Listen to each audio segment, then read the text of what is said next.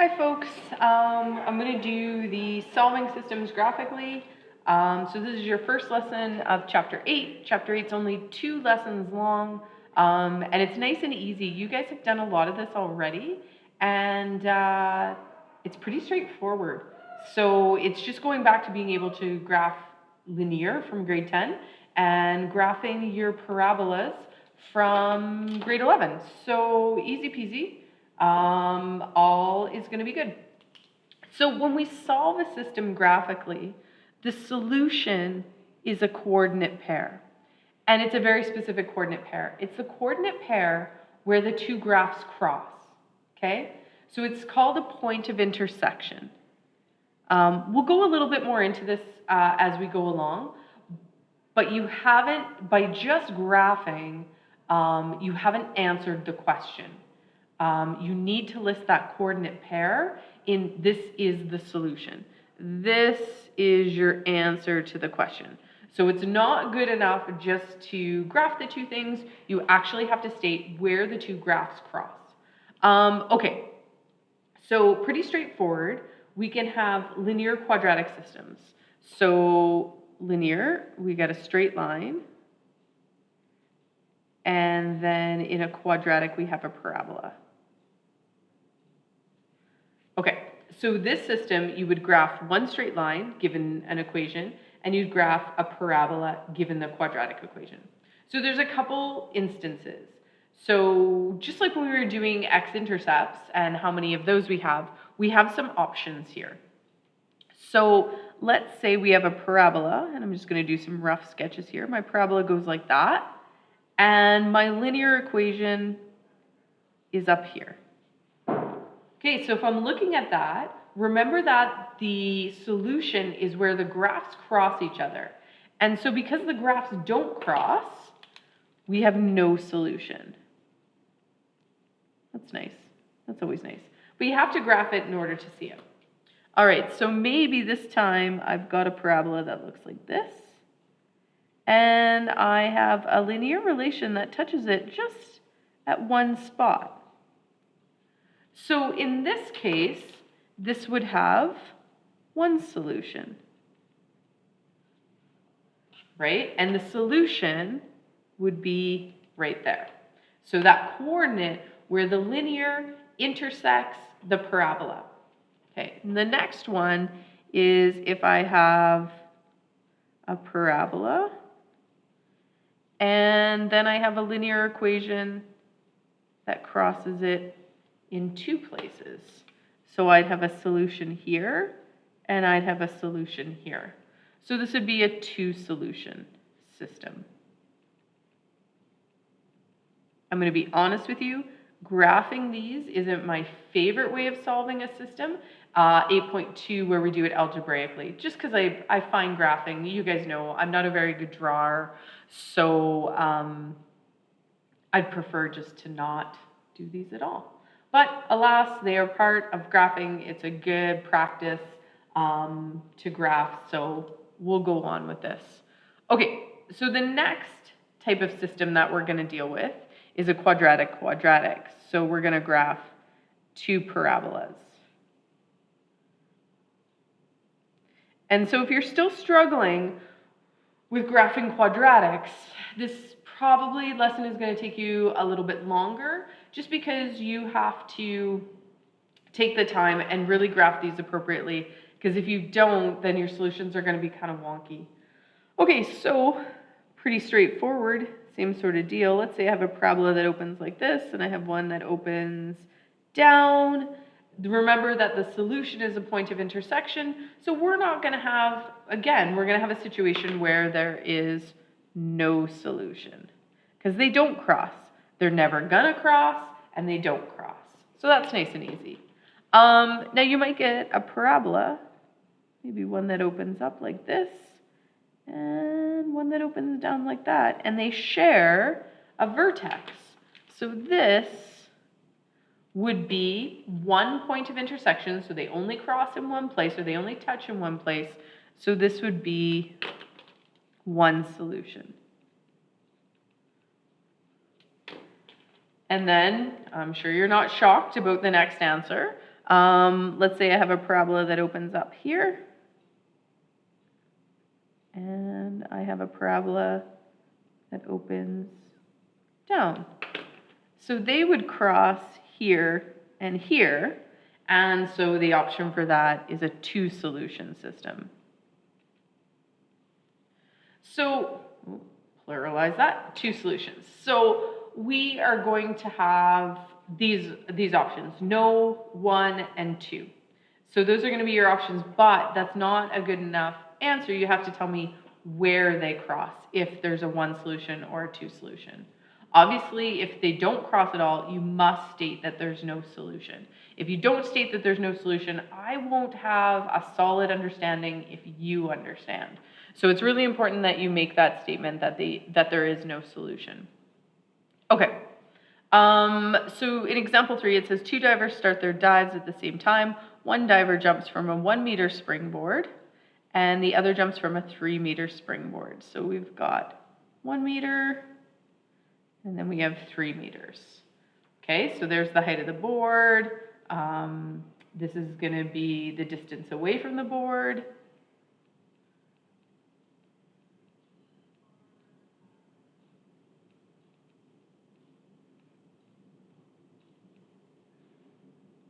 Now, the whole purpose of this example is just to show you that if I asked you guys to do this right now, so if you take a moment and draw two, essentially they're going to be parabolas with water plotted, plotted above time elapsed. Okay, not away, so this is time elapsed. All right. Oh, and I spelled elapsed wrong. Isn't that wonderful? Okay, I'm not going to correct that just because I'm not going to scratch stuff out, but I will scratch that out. Okay, so what we're going to do is if I asked you guys to graph this, if I asked you to go ahead and graph this, we would probably have 10 different graphs in the classroom, or we'd have some that are similar, but not quite, and we're all going to get different things because it's based on what the parabola is doing. Maybe this lopping off from this one, this person does a long dive before they get into the water. But maybe this person does a really steep one. And we've seen parabolas with just different types. So if we look at this, in my situation, we'd have one solution where the two parabolas cross. Their paths cross in one place. But if I go ahead and do this graph again, 1 and 3, and maybe this person jumps really high and straight down, more of a skinny parabola. And then my 3-meter board person jumps less high and out. Now in this situation, they wouldn't have any, there would be no solution to this because they don't cross. So there'd be lots of situations that you guys could create or have. So it's just with lack of information, you can represent this in many ways. So that's all that example is doing, but sometimes I think that's more confusing than anything else. All right, ladies and gentlemen, we are going to graph. All right, so if I'm looking at this, this is a linear quadratic. And the reason why I know this is because I know this one's a quadratic because it's got the x squared on it. So I know that that one's going to be a parabola. Okay? Now my other one, this one happens to be a linear, and I know this because the exponent on the x is 1. So I know that I'm dealing with a linear and a parabola. What I am going to do though is I'm going to take a moment and I'm going to rearrange them to y equals because I can see that a little bit better. And we're going to go from there. We're not going to worry about verifying. No, I'll show you how to verify solutions. Seems like the right thing to do. Okay. So what I'm going to do is I'm going to rearrange this equation so it's equal to y. My y is negative right here, so I'm going to bring that to the other side. So I'm going to have x plus 1 equals y. Okay? If you want to re-switch it, you're more than welcome to. It could look like that. Okay, this one, my y is positive, so I'm going to bring everything on the other side. So y is equal to negative x squared plus 6x minus 3. All right, here we go. I might jump to a scrap piece of paper just to do some math for my parabola because we know important information from there. I'm going to go ahead and I'm going to label these as 1, 2, 3, 4, 5. I may regret this decision later. 1, 2, 3, 4, 5. I'm doing my increments before I know anything about that parabola graph, which I'm not sure is the smartest decision I've made today, but it is a decision I'm making. Okay, so let's go ahead and graph that linear. So I'm going to graph this equation right now. So I'm going to do slope-intercept. So we know that the slope of this is the number before the x, and it's an invisible one. This is my y-intercept, and again, all this stuff is from grade 10, so hopefully this is not too challenging. So I cross at a positive 1, and my slope is 1, so that means I go up 1, over 1, up 1, over 1. Now, if I don't want to go all the way on here, I want to get some on the left-hand side, so I'm going to go down 1 to the left 1, because negative 1 divided by negative 1 goes back to a positive 1. So down 1, over 1. And I have a handy-dandy ruler, and I am going to make that straight line. Oh, and I didn't even hit my dots. Okay, so a couple of things about graphing, and I'm noticing we're getting a little bit sloppy on it, is that if you have more than one graph on a single coordinate plane, you really do have to label what graph it is, and you have to label 2 points. So I'm going to label a nice easy one at 0 and 1, and then I'm going to label this one, which is at 2, 3. Okay, nice and easy. So now what I'm going to do is I'm going to hop over to my scrap paper, and there's a couple of things we're going to talk about for a parabola. So my parabola is y equals negative x squared plus 6x minus 3. And so a couple things I know about the parabola right away is that it's going to open down. I know it's going to have a y-intercept of negative 3. One of the most important points of a parabola is its vertex. So you can find the vertex one of two ways. You can either complete the square or you can use the secret formula. I'm going to go ahead and use the secret formula, and it's called the secret formula because it's nowhere in your formula sheet. It should be in your notes though. So I'm going to have x is equal to negative 6 divided by 2 times negative 1. So x is equal to a positive 3. Now, x is equal to a positive 3. That is the x coordinate of the vertex. And to find the y coordinate, we're going to substitute 3 back into the equation everywhere we see x. So I'm going to have y equals negative 3 squared plus 6 times 3 minus 3. Now notice that negative stayed outside. So I'm going to have y equals negative 9 plus 18 minus 3. So negative 9 plus 18 is a positive 9, positive 9. Oh, I did my increments incorrectly, so this is going to be a positive 6. So my vertex is going to occur at 3, 6. Well, we're going to have to adjust our graphs a little bit. And this, ladies and gentlemen, is the exact reason why you should always kind of get your boundaries for this and move forward. Now, for some of you, you're comfortable with doing the quick method where we're going to do the pattern away from the vertex, or for others, a table of value is going to be your friend. If you're going to choose to do a table of values, this should be the center of it. So x, y, and I'm going to drop 3, 6 right in there. So I'm going to pick points left of 3, and I'm going to pick points right of 3. So left of 3, I'm going to go, what am I going to do? I'm going to do negative 1, 0, and 1. That's way too many points normally, but they're pretty easy to calculate. And then I'm going to have 4 and 5. So we're just going to substitute those in. So I'm going to have y equals negative 1 squared plus, oh, sorry, this should be a plus 1. This one should be a negative 1. Times by 6 times negative 1 minus 3. So I'm going to have negative 1, because even though that squares, it squares this one, it becomes positive times by that negative. So it's still a negative 1 minus 6 minus 3. So y is going to be equal to negative 10. So at negative 1, it'll be negative 10. We know that it's 0. That's nice and easy. If we dump 0 in here and here, we know that it'll be at negative 3.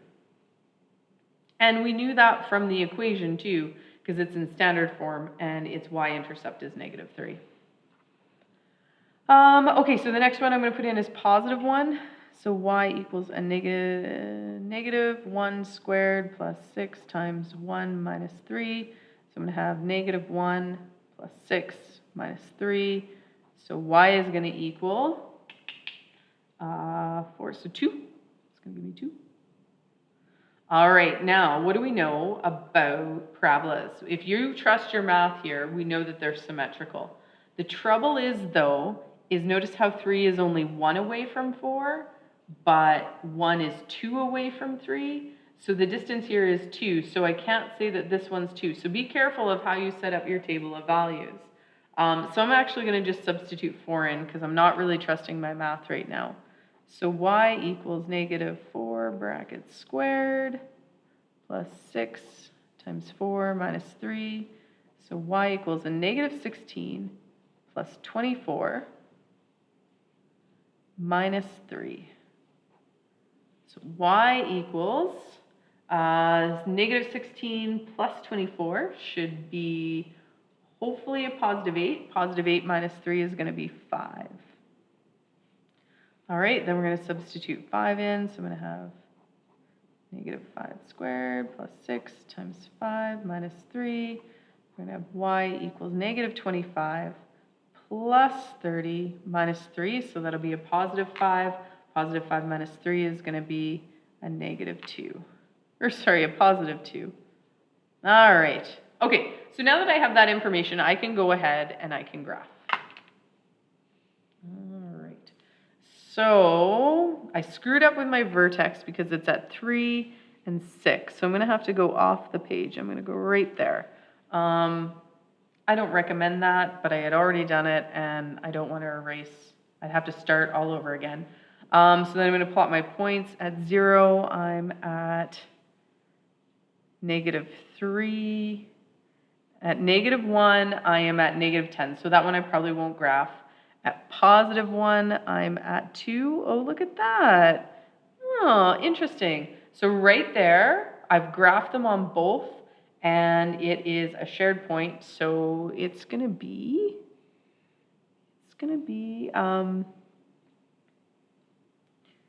a solution. Oh, I wonder if that one's also on the line. Okay, so notice that my line doesn't go all the way up here, but it kind of is on the trajectory. So I'm going to have to go back and double check. So as you can see, I've got 2 right away that are going to be kind of that I'm looking at. And then 5, I was at 2. All right, so I'm going to go ahead and graph my parabola, and it should be a smooth curve. And if you've plotted the point, then it has to go through the point. Okay, and again, I'm going to label my equation. Oh, it's kind of sloppy. And then I'm going to label 2 points. So 5 and 2, and then 0 and negative 3, just to have 2 points labeled. Okay, so a little bit of problem with the shape of my graph is that, see how this side is flat and this side goes through that nice point. So we probably want to make sure that our shape, if I had an erasable pen, I probably would erase it and go again. Okay, so we think our solutions are here and here.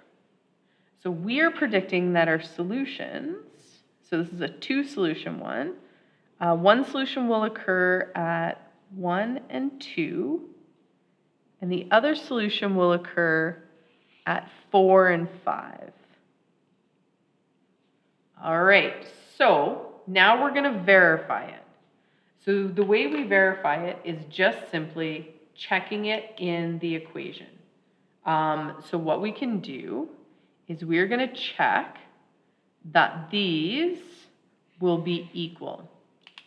So I'm checking this solution in equation 1, so x plus 1 equals y. And so what I'm going to do is this is my x, that's my y, so I'm going to substitute those values in. So I have 1 plus 1 equals 2. 2 equals 2. That is a true statement. That's really good. So now we're going to check it in equation 2. So we have y equals negative x squared plus 6x minus 3. So 2 equals negative bracket 1 plus 6 times 1 minus 3. So 2 equals negative 1 plus 6 minus 3. So 2 equals 2. So because this is a true statement in both situations, that's a verified solution. Now this one we weren't 100% sure on, so we're going to go ahead and we're going to check that in equation 1. So we're going to have 4 plus 1 equals 5. 5 equals 5. Nice. Look at us. That works. And now we're going to check it in equation 2. So we're going to have negative 4 squared plus 6 times 4. 6 times 4 minus 3. Sorry, I forgot the equation for a second. So 5 equals negative 16 plus 24 minus 3.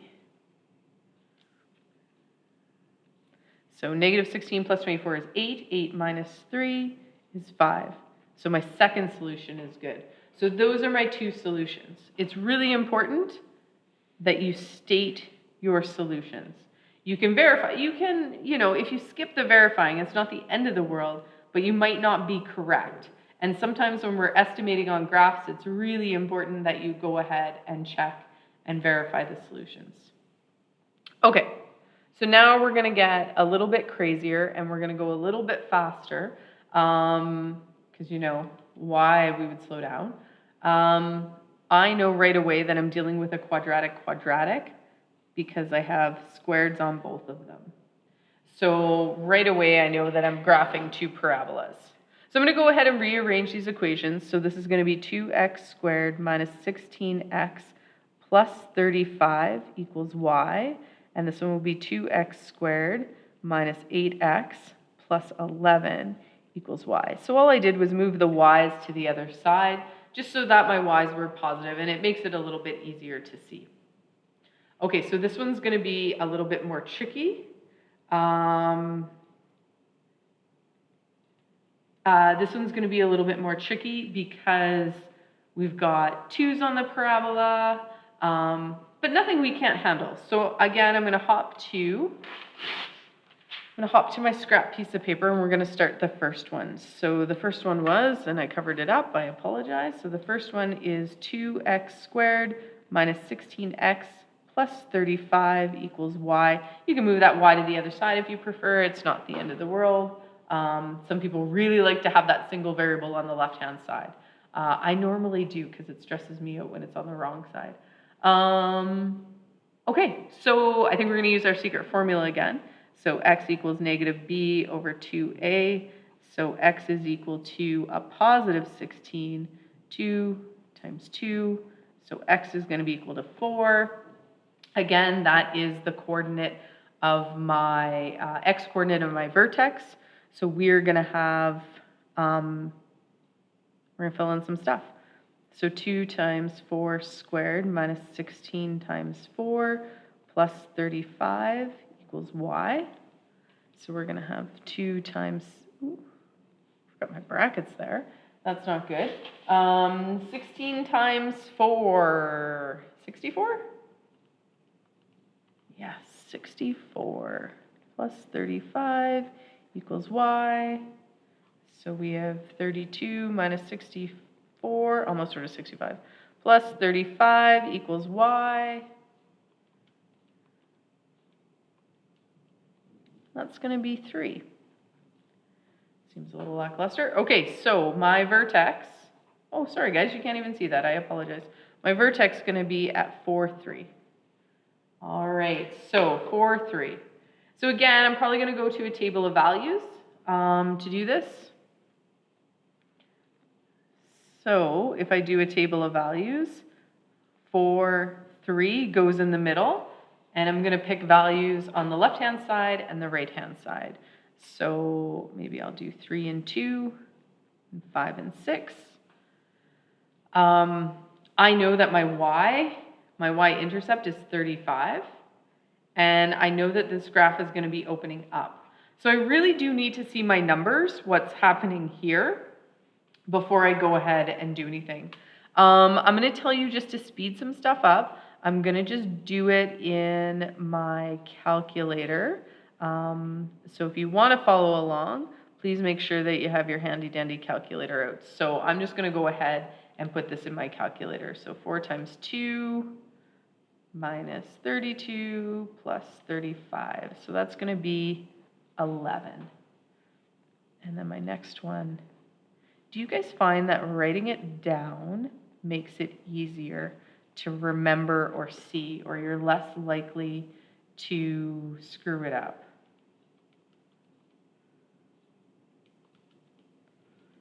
And this will be 5. And what do we know about a parabola? The things we know about a parabola are that they're going to be symmetrical. This is 1 away, that's 1 away, so I know that this one will be 5. This one's 2 away, that one's 2 away, so that should be 11. If you trust your math, then you can go ahead and make sure you do that. Okay, so that's parabola numero uno. Parabola number deux is 2x squared minus 8x plus 11 equals y. And again, I'm going to go ahead and use the secret formula to find my vertex. So positive 8 over 2 times 2. So x is equal to 2. And now I'm going to substitute that in. So 2 times 2 squared minus 8 times 2 plus 11 equals y. I notice that my writing's getting messier. Negative 8. Negative 8 plus 11 is going to be a negative 3, positive 3, equals y. So this time my vertex is at 2, 3. So again, I'm going to go ahead and I'm going to create a table of values. And I'm going to drop that vertex in halfway. And I'm going to pick values to the right, or to the left and to the right. So 1 and 0 and 3 and 4. Okay? So we're going to go ahead and substitute those in. I know when I substitute 0 in, it's going to be 11. It's pretty easy. This is in standard form, so I know that that's my y-intercept. And really, 2 times 0 is 0, 8 times 0 is 0, so the only thing left is the constant. These are little tricks that hopefully you're picking up and getting better at as we go.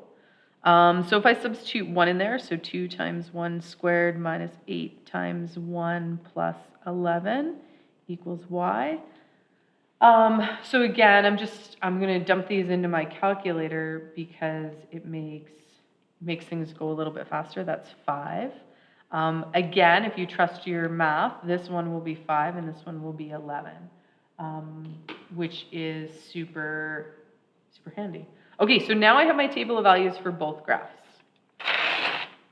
If you didn't get those, please feel free to pause the video. I got a blue and I got a pink. All right, so a couple of things I know. They both go up to 11. They follow the same Y pattern. Oops, sorry, it's hard to see. I got them here. So I know my Y's go up to 11.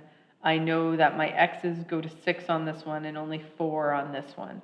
So it's going to make some decisions about how I label my graph. So maybe I'll go up each one. So this will be 2, 4, 6, 8, 10. And I'm going to do the same here. 2, 4, 6, 8, 10.